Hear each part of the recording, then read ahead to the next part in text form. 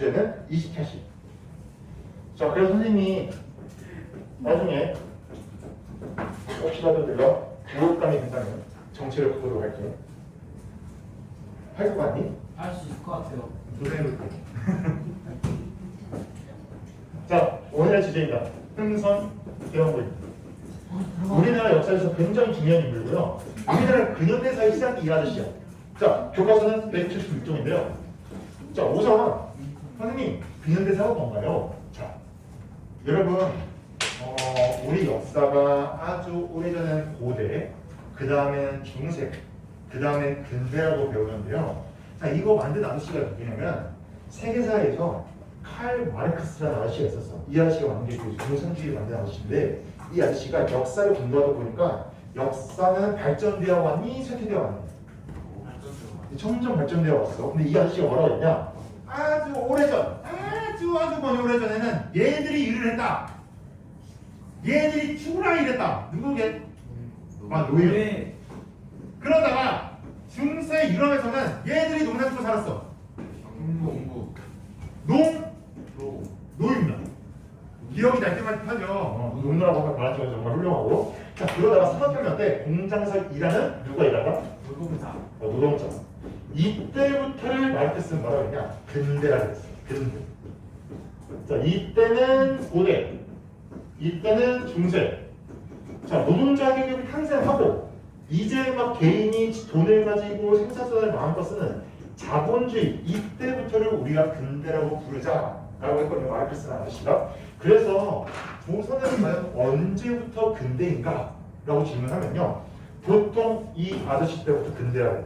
물론 우리가 유럽처럼 막 노동자가 있었고 자본주의가 꼽힌 건 아니지만요, 이때부터 우리 후기에 경제적으로 발전되어 왔다. 그래서 우리는 보통 흥선대원군 집권기, 세조정 시대가 끝났을 때부터 근대라고 부릅니다. 그래서 조선의 근현대사를 연 아저씨가 누구냐면 이 아저씨예요.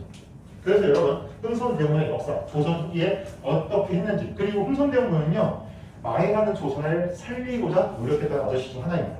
과연 어떤 인물인가 볼 건데요. 여러분, 사연상호 중에 이런 게 있습니다. 과하지요. 자, 이게 뭐냐면요, 가리사랑이 과자야. 자, 이게 어떤 일이냐면 옛날, 아주 먼 옛날에 한신이라는 남자가 있었어. 얘가 한신. 얘가 항상 칼을 차고 다닌 거야. 그러니까 칼 차고 다니니까 지나가는 동네 불량들이 딱 걔를 보고 그러는 거 같고, 야, 너 뭔데 칼 차고 다니냐? 너 싸움 좀 하냐? 하면서 너 그 칼로 나 찌를 수 있으면 찔러봐. 못 찌르겠으면 내 가람이 사이를 지나가라 이러는 거야. 한신은 칼을 꽉 잡고는 기어갔어. 가람이 사이를. 그리고 나서 그 한신이 뭐가 되냐? 훗날에 그 한나라를 정복했던 이방이라는 사람이 있거든요. 왕. 그 사람 밑에서 1등 공신입니다. 그래서 나중에는 한나라의 왕이 되기도 해요. 그리고 나서 한신이 이 불량들을 찾아가. 찾아가서 어떻게 했게? 선생님도 솔직히 나 그랬을 거거든. 야, 니네 맞냐? 야, 기어. 막 이럴 나 부르시려고 했는데 한신은 어떻게 했냐면 그 불량대장한테 관직을 내고 뭐라고 하면서, 너네 때문에 내가 만약에 너네가 그때 칼로 찔러라 해서 열받아 내가 너네 찔렸으면 나는 죄인에서 사형당했을 거야. 하지만 나는 그때 치고 견뎠다. 그것 때문에 나는 뭐든지 할 수 있게 됐고 너네가 지금 날 만들어준 거야. 고마워. 이러면서 관직을 줬다고 합니다. 그게 뭐 중요한 게 아니고 그냥 좀 돈 좀 주고 그랬다가요. 근데 그게 그거지. 너와 나는 뭐가 달라? 클래스가 달라. 딱 이거지. 뭐. 다 그걸 보여준 거지. 그래서 어떻게 보면 다 이긴 거잖아. 근데 뭐 있잖아. 너와 나의 차이. 너와 나의 차이. 정훈이 너였으면 어떻게 했나? 정지한테 너와 나의 차이라고 잘 보세요. 자, 이렇게 이런 말이 있는데요. 자, 우리나라에도 이런 비슷한 일이 있어. 뭔 일이냐면 흥선대원이라는 인물이 원래 얘 이름이 이하응이야. 얘는 이성계 후손이거든. 이성계 후손인데 뭐 기록에 따르면 흥선대원의 별명이 뭐 상자집의 개라는 별명도 있었는데요. 흥선대원은 잔치집이랑 잔치집 다 쫓아다니면서 먹을 걸 구했다는 설이 있습니다. 설. 진짜는 아니고요. 솔직히 흥선대원은 왕족이 아니라 왕족이니까 집에 돈이 좀 있긴 있었어. 근데 그렇다고 해서 흥선대원 집안이 뭐 빵빵한 집안은 아니고요. 좀 몰락한 이성의 후손 중 하나였습니다. 그런데 흥선대원군이 당시에 실제로 조금 모질이처럼 생각한 건 맞아요. 왜? 무엇이처럼 생각했냐? 여러분 조선 후기 때 왕이 정치했다 OS X 왕이 정치하지 않고 누가 정치했게? 왕의 외척. 이걸 무슨 정치를 하지? 세도 정치입니다. 왕이 정치한 게 아니라요. 왕의 외척 가문 당시에 안동김 씨, 풍영주 씨 같은 가문이 정권을 꽉 잡았어. 세도 정치가 정조 죽고 나서. 자, 그러니까 이때 어떤 일이 벌어지냐? 당시에 이 세도 가문은 왕이 똑똑하면 돼, 안 돼? 안 돼. 이때 조선의 왕이 누구였냐면 철종이었거든요. 철종이 죽고 나서 야 이성계의 후손 중에 무식한 놈 좀 데려와라. 이때 뽑힌 애가 얘야. 흥선대원이 직접 뽑힌 건 아니고요. 흥선대원이 그 당시에 몰락한 이성계의 후손 중 하나였는데 이 흥선대원 군의 여기다 흥선대원 군의 둘째 아들이 고종이었어. 이때 고종의 나이가 12살이야. 왕이 나이가 어리네. 그럼 정치 왕이 할까 누가 할까? 저기요. 맞아, 매척이야. 그래서 세도가문이 일부러 이씨 후손 중 가장 무식하다고 평가받은 이항, 솔직히 무식하다고 평가받는 건 아니고 좀 가분이 미비했어. 이 이항의 둘째 아들을 왕으로 옹립하는데요. 이때 흥선대원이 참은 거야. 그동안 내가 이 일을 숨기고 있던 거야, 이빨. 이제 집권을 했을 때 흥선대원이 내 아들이 왕이다. 내 아들이 어리니까 내가 대신 정치하겠다라고 하거든요. 자, 그러면 흥선대원은 왕이 됐을 때 신하들 앞에서 이 얘기를 합니다. 수많은 신하들 앞에서 나는 천리를 끌어다가 지척을 삼겠으며 태산을 깎아 내려 평지를 만들고 또한 남대문을 30층 높이겠다라고 했는데요. 태산을 깎겠대. 이게 무슨 뜻일까니? 세조정치를 날려버리고. 맞아. 세도정치, 즉 태산같이 높은 권력의 세도정치 내가 무너뜨려버리겠다, 깎아버리겠다. 그리고 남대문 3층 올리겠대. 왕권을 강화. 왕권을 올리겠다. 그 뜻이야. 신하들 앞에서 나 지금부터 왕권 강화하고 세도정치 너네 다 끝내버릴 거야. 그러면서 첫 번째 악수 먹는다. 흥선대원은요 조선 후기 통치체제를 정리합니다. 이 망해가는 조선 내가 바르게 세우리. 그러면서요 통치체제를 정비했어요. 자, 우선 흥선대원의 첫 번째 동안은요 왕권을 강화했습니다.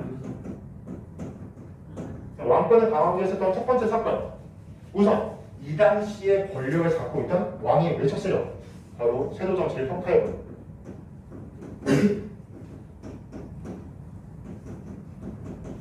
세도 정치를 평가해버리는데요.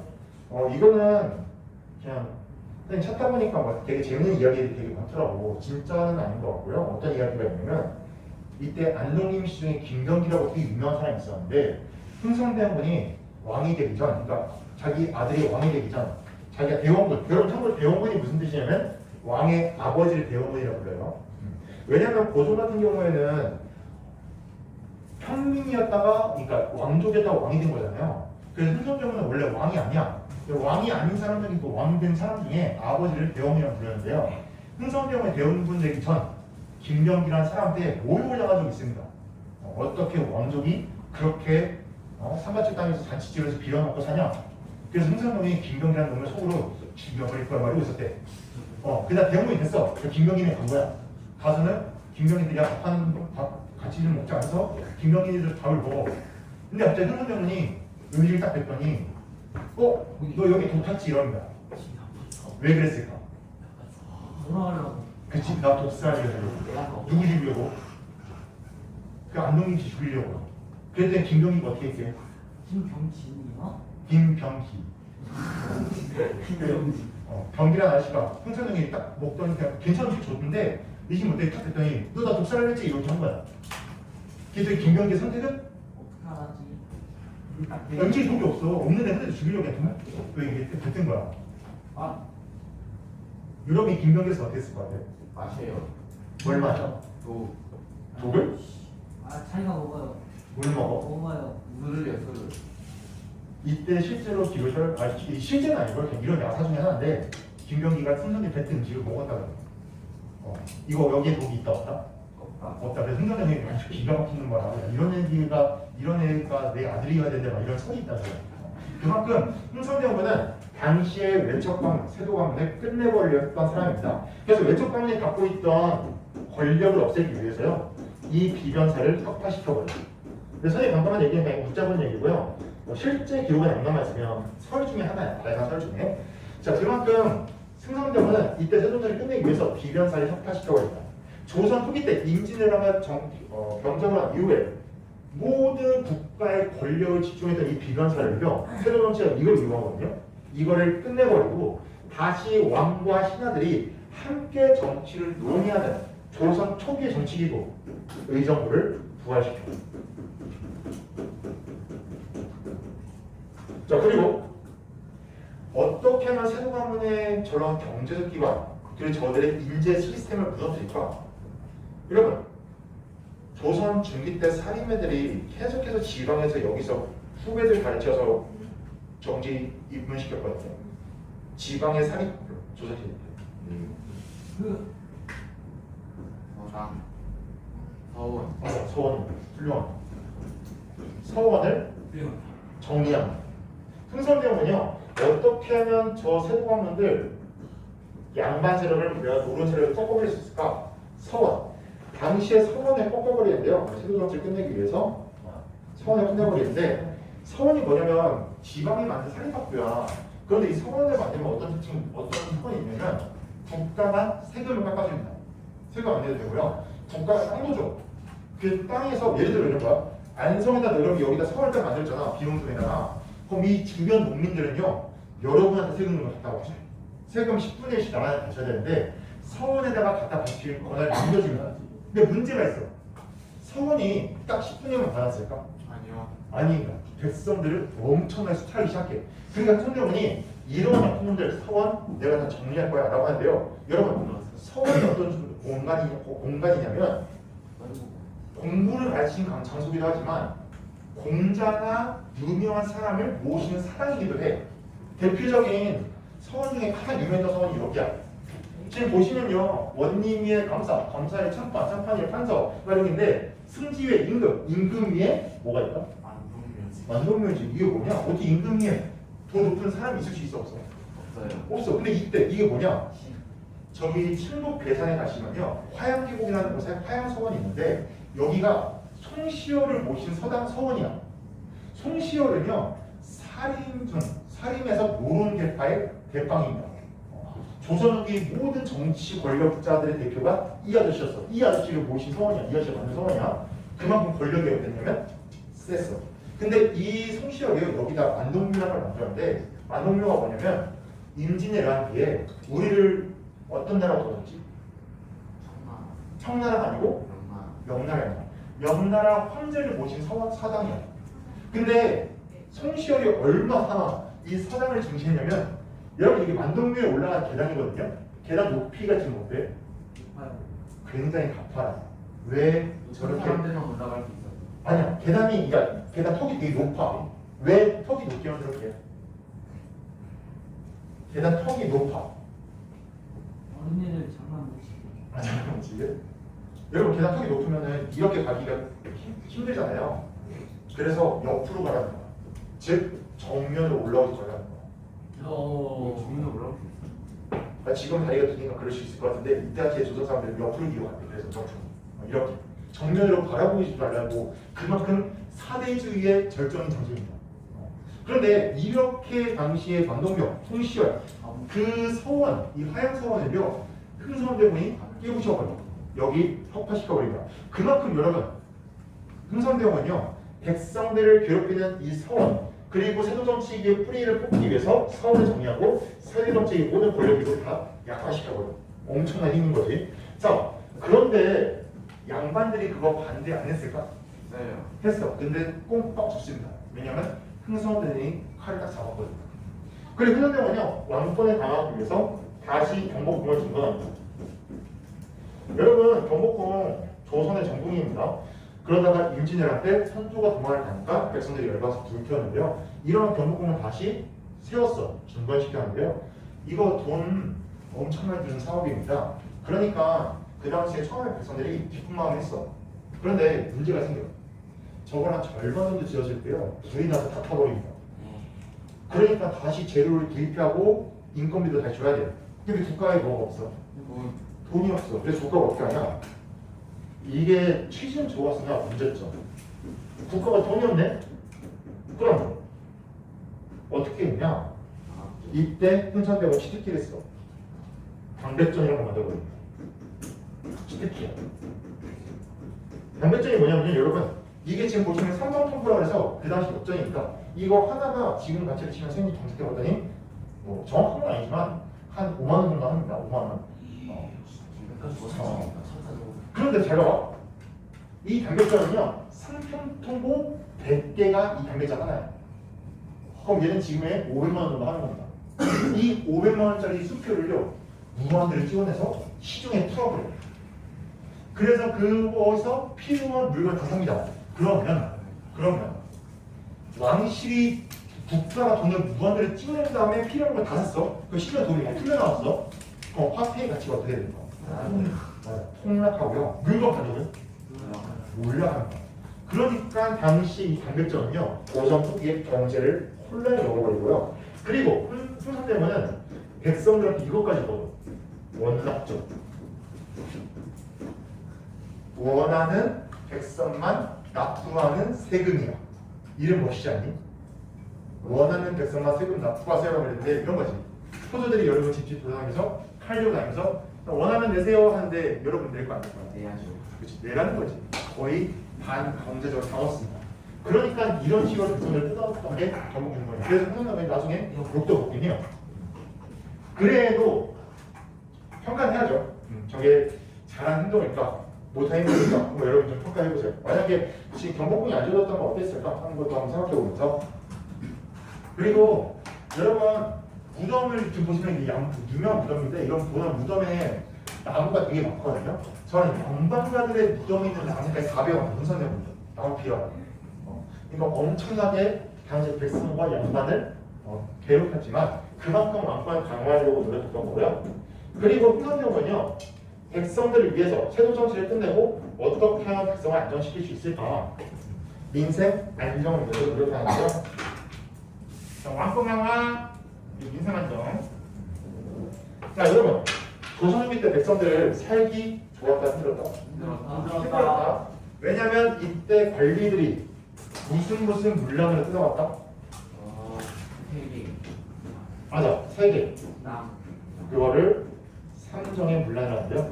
이 삼정의 물량을 흥선대원이 해결하는 거예요. 삼정의 물량을 해결했어요. 자, 어떻게 해결했냐? 자, 우선요, 전정. 토지에 무는 세금을요, 일단 토지 조사를 해서, 야, 땅에 딱 10분의 1만 걷어라. 더 이상 걷지 마. 라고 해서 딱 공표를 했고요. 두 번째. 당시에 백성들이 가장 힘들었던 환정. 수령들이 쌀을 빌려준 다음에 이자를 엄청 많이 뜯어갑니다. 이 환정의 문란을 해결하기 위해서요, 숭선병원이 수령들한테 그런 거야. 야, 너네 수령들 황고, 폐지, 국가가 쌀 빌려주지 마 합니다. 그러면 진짜 쌀이 필요한 백성들 어떻게 해야 돼? 그치, 굶어 죽으면 안 되잖아. 흥선이 어떻게 했냐? 대신에 각 마을마다 부자들이 개인적으로 빌려줘. 사창제. 사창제 뜻이 뭐냐면요, 개인 사자의 창고 창자야. 즉 개인 창고에서 알아서 빌려라. 그래서 굶어 죽을 수 없으니 지금 수령들이 너무 숫자가 심하니까 수령 말고 개인적으로 좀 10분의 1, 이자 딱 10분의 1만 받아서 빌려줘라. 백석 빌려줬으면, 야, 백석이 10분의 1이 백석이죠. 딱 110석을 받아라. 이런 식으로. 자, 그리고 사람들이 군대 가는 대신에 군포라는 걸 냈는데, 옷감을 냈는데, 이때 수령들이 그 군포를 가져가려고 뭐 백보징포, 천구천정 앞에서 어린 애기들, 이미 죽은 사람들한테도 막 세금을 걷었어. 그러니까 흥선대원이 야, 걷지 마. 백성들한테 군포 좀 걷지 마. 라고 하는데, 잘 봐봐. 그럼 수령들이 그동안 엄청 뜯었단 말이야. 엄청 뜯었어요, 군포를. 근데 더 이상 뜯지 말라고 한 거야. 그럼 국가 재정도 어떻게 돼? 망가져요. 그렇지, 망가져. 그러면 관리들 이런 거지. 대형군, 우리 이거 안 뜯어내면 우리 굶어 죽어. 그랬더니 대형군이 뭐라고 했냐? 그러면 좋은 방법이 하나 있다. 얘들한테 세금 걷으면 되지. 양반. 조선 역사에서 처음으로 양반한테 세금 걷으라고 명령을 합니다. 원래 양반은 세금을 내도 안 내도 괜찮아요. 원래 양반 생각 안 내. 근데 문제가 있어. 바쁘네. 조선후기 때요. 조선후기 때 양반의 수가 너무 늘어나. 70%가 양반이 조선후기 때. 그러니까 세금 안 내는 사람이 너무 많아. 국가 세금 내는 사람이 없어. 그러니까 국가가 돈이 없는 거야. 흥선대가 그러니까 양반들 세금 내 라고 하면서요. 원래 50%가 세금 안 내는데 이제 국민의 75% 양반들 세금을 내라고 한다. 이게 무슨 법이냐? 포포법. 포. 포가 무슨 뜻이냐면 지포입니다. 집집마다 포, 분포를 꼭 내라. 옷감 꼭 내라. 이거 포법이에요. 그래서 조선 역사에서 양반을 세금 거는 사람이 흥선대입니다. 즉 흥선대는 왕권만 강화할 수 있다면 양반이든 백성이든 물론 백성들을 위한 정책을 많이 펼쳤지만 일단 양반들을 많이 기록했던 인물 중 하나입니다. 그만큼 백성들에게도 되게 정치 잘했고 조선 후기를 많이 발전시키려던 인물이야. 그래서 흥선대는 굉장히 많은 노력을 했고요. 그런데 흥선대 비판받는 이유 중에 하나가 지금부터 배울 거거든요. 자, 먼저 한번 보도록 할게요. 두 번째 써보세요.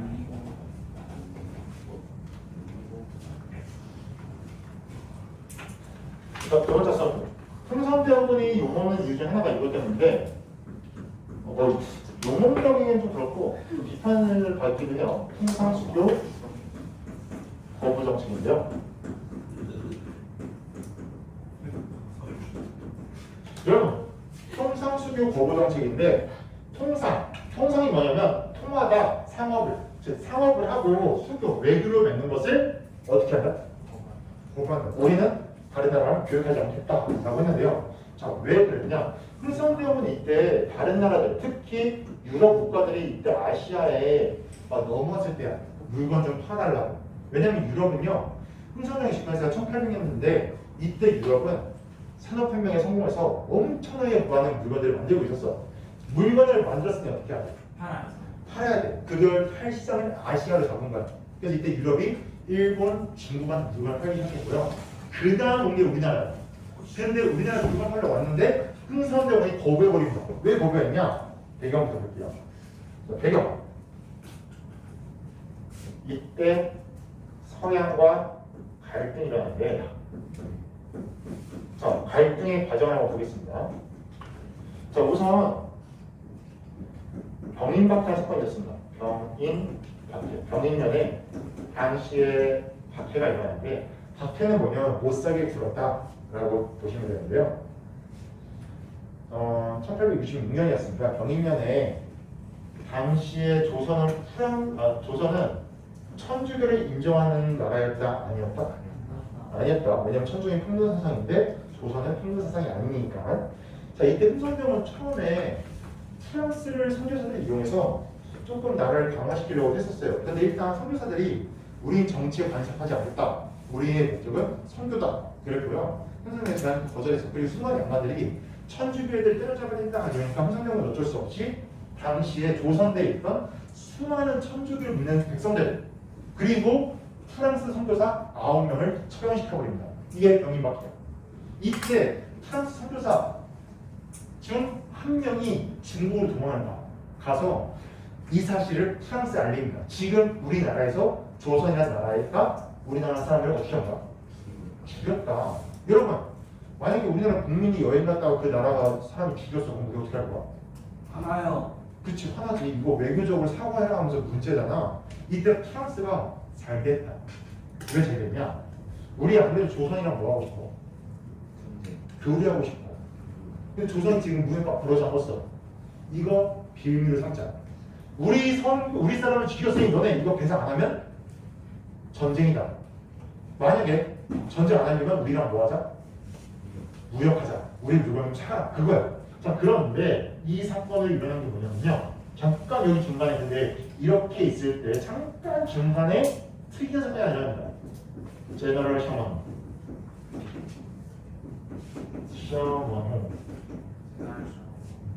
잠깐 이 사건 뭔지 좀 더 볼거고요. 자, 프랑스가요. 이때 야 조선 너네 나라가 우리나라 선교사 죽였다며 우리 전쟁이다. 만약에 전쟁하기 싫으면 우리랑 무역하자. 이게 병인이었고요. 미안해. 나 여기 중간에 미국이라고 써줘야 돼. 제너럴 셔먼하고 미국이라는 이런 사건인데 잘 보세요. 우리가 프랑스 신부를 죽인 사건이 무슨 사건? 병인박해. 그래서 프랑스의 서두른 사건인 거다. 병인혁명이야. 자, 병인혁명이 일어나는데요. 병인혁명은요, 당시에 프랑스의 로즈 제독이 함대를 이끌고 여기 강화도로 옵니다. 강화도가 어디냐면 여기에 있구나. 인천 앞이니까. 여러분, 강화도로 보시면 여기 강이 하나 있어요. 이 강 쭉 따라가면 이 강이 뭐게? 한강이야. 한강 쭉 따라가면 뭐 나오지? 서울이 나와. 그래서 당시 로즈 제독이 서울로 진격하기 위해서 강화도로 쳐들어온다. 이때 우리 조선 군대가 미친 듯이 막아내. 물론 우리가 피해가 컸어. 이때 병인혁명 때요. 프랑스군이 뭐 38명 정도 죽었고, 400명 죽고, 우리가 이때 5명 죽었네. 그러니까 그래도 꽤나 잘 막았던 전투잖아. 그런데 이때 프랑스가 아는 거야. 우리랑 조선에 나면은 프랑스랑 무역할 마음이 있다 없다? 없다. 이렇게 쳐들어왔는데 얘네가 거부한 거야. 그냥 프랑스 애들이 알겠다. 우리 그냥 가겠다. 너네 무역 안 하면 가겠다. 대신에 강화도에 있는 문화재를 싹 다 가져갑니다. 이때 강화도에 외교자 가격을 해서요. 조선 왕실 도서관이 있었어. 이 도서관에 있는 모든 책을 다 가져갑니다. 그래서 지금 어디 있게? 프랑스에 있고요. 일부는 우리나라에 지금 대여한 형식으로 와 있는 상태예요. 뺏어간 거니까 우리가 돌려달라고 했거든요. 근데 프랑스가 돌려주자니 좀 애매해. 그래서 지금 대여한 형식을 지금 우리나라에 몇 개는 와 있고요. 응? 왜 애매하냐면 유엔에서는 제국주의 국가들이 그렇게 식민지 국가 뺏어간 거에서 다 돌려주라고 했어. 근데 이게 만약에 프랑스가 봐봐. 우리한테 돌려줬어. 그러면 프랑스가 뺏어간 나라가 우리나라만 있을까? 아니야. 프랑스가 그때 제국주의, 프랑스뿐만 아니라 유럽 국가들이 전쟁 있는 거 다 훔쳤거든요. 만약에 한 나라한테 돌려주기 시작하면 그거 있는 거 어떻게 하죠? 다 돌려줘야 돼. 그럼 여러분, 세계 프랑스에 있는 정말 유명한 박물관, 루브르 박물관, 거기 있는 거 다 돌려주면 어떻게 될까? 망하는 거야. 그러니까 프랑스 입장에서는 한 번 돌려주는 예외를 만들어주면 다 돌려줘야 돼. 그러니까 안 돌려주려고 해. 그걸 우리도 알아. 돌려받기가 쉽다 어렵다. 어렵다. 그러니까 그냥 돌려주려고는 안 하고 대여해달라고만 하는 거야. 그러니까 프랑스는 이건 준 거야, 안 준 거야? 주긴 준 건데 완전히 준 건? 아니야. 그래서 보통 이렇게 대여한 형식으로 돌려줘. 영구대여 그런 식으로. 이거 너네 줄게 대신에 빌려주는 거야. 평생 동안 이런 식으로. 그래서 지금 몇 개는 와 있어. 근데 이게 한때 병인혁명이고요. 중간에 이 사건은 뭐냐? 미국에서 일어난 사건인데 이때 잠깐 프랑스가 쳐들어오기 직전에요. 웬 서양의 배가 평양 앞바다에 정박을 해버려요. 이 배는 제너럴 셔먼을 하는데 미국 배야. 근데 이 배가 원래 가던 곳이 다른 나라였는데 우리나라에서 실수로 온 거야. 근데 이 평양 다행히 이때 평양의 강사가 누구냐? 박두수라는 사람인데 얘는 서양과 친하게 지내자고 주장했던 사람이야. 그러니까 얘가 딱 왔을 때 되게 잘해줘. 물도 주고 밥도 주고 지금 여기서 편하게 쉬었다 가라고 합니다. 근데 그날 밤 이 제너럴 셔먼이 탔던 선원들이 평양 마을을 습격해. 물건들을 훔치기 시작합니다. 그러니까 조선 백성들이 어때요? 열받아. 그래서 제너럴 셔먼을 불태워버립니다. 이게 제너럴 셔먼의 사건. 근데 이때 이거 소식이 미국한테 들려갔어요? 안 들렸을까? 들려갔는데 미국이 신경을 못 써. 왜냐면 이때 미국은 남북전쟁 중이었어. 링컨이 대통령이었는데요. 이때 링컨이 노예방 싸움 때문에 남과 북을 쪼개서 싸우던 때요. 미국이 조선이라는 나라에 이런 사건까지 신경을 못 쓸 때요. 그러니까 이런 사건이 있었다. 있었는데, 자 이렇게 있을 때 갑자기 또라이 하나 옵니다. 오페르트라는 거. 자, 오페르트 보고 사건인데요. 자, 오페르트는 누구냐면 이 아저씨인데 독일 아저씨야. 이 오페르트 아저씨가 독일 프로이센 출신인데 얘가 조선에 나라 무역하고 싶어. 조선이 무역한다 안 한다? 안 해. 그러니까 얘가 어떻게 하면 조선에 나라 무역할 수 있을까? 아, 조선이라는 나라는 조상님을 끔찍히 아낀다. 그러니까 우리가 지금의 정치 집권자 흥선대원군의 아버지의 무덤을 파서 이 여기 있는 뼈를 훔치자라는 미친 생각을 합니다. 뼈를 훔쳐서 인주를 삼자.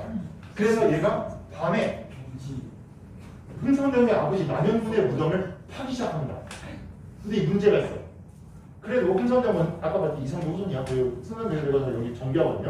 여러분 왕실의 무덤은요 그냥 관을 놓는 게 아니라 이 관에 석회칠을 발라놔. 석회 돌로 이렇게 하얗게 발라놨거든요. 이제 동물이나 벌레가 못 먹게. 그러니까 얘가 파다 보니까 이게 딱 만난 거야. 그러니까 이제 쇠 파이프만 다 뚫겠지. 복갱이 같은 걸로. 복갱이 돌 때리면 어떤 소리 나? 그러니까 새벽이었으니까 온 마을에 낑낑낑 소리가 터져나가. 마을 사람들이 들었지. 뭐지? 저희 뒷산에 남영국 무덤인데 뭔 소리야? 이거 하면서 해 뿌리려고 가는데 웬 서양 놈이 무덤 파고 있어. 그러니까 마을 사람들 어떻게 했을까? 손을 잡아라 이러면서 하는지 그게 오페레트가 도망을 가버려. 이 사건 흥선명이 귀에 들어간다. 흥선명이 어땠을까? 겁나가지고 우리 아빠 무덤 어떻게 한 거야? 파헤친 거잖아. 이거 미친놈이잖아. 그래가지고 저런 미친놈 하면서 서양 놈 들어간다는 무역 반할래 이러고 있는데 이때 미국이 쳐들어가. 이게 신미합니다. 미국이 쳐들어가. 이건 미국이 쳐들어가. 이때 미국이 남북전쟁 끝나고 나라가 발전되고 있을 때인데요. 야 우리도 조선의 나라 무역하고 싶다. 그런데 소식이 들려. 조선의 나라가요. 옛날에 우리 입에 불 튀었다고 했다. 오? 잘됐다. 이거 빌미로 우리 싸우자라고 하는데 이때요. 정말 우리 팔까 털립니다. 미국도 서울까지 오기 위해서 강화도를 지격을 했어. 강화도로 왔는데요. 이때 신미양을 때 상대가 안 됩니다. 물론 우리가 프랑스하고 상대가 안 됐지만 미국이랑도 상대가 안 돼. 이때 기록 보시면요. 우리 344명 전사, 미국 3명 전사입니다. 그러니까 상대가 안 됐던 전투야. 화력 차이가 나는데요. 이때 얼마나 치열했냐면 당시에 미국의 대장, 군인이 이런 기록을 남겼습니다. 얼마나 치열하게 싸웠냐면 조선군에게는 정말 힘든 싸움이었구만. 이때 여러분 미국이 쏘는 대포는 우리 맞아. 우리가 쏘는 대포는 미국 맞았을 때 안 맞았대요. 안 맞아요. 미국 안 맞아. 그리고 우리는 이때 임진왜란 이후에 쓰던 조총 같은 거 썼거든. 미국은 이미 소총 만들어서 막 빵빵 탄약만 나오면 쏘는 총 그런 거 만들어서 상태야. 근데 우리가 이제 털리는데 이때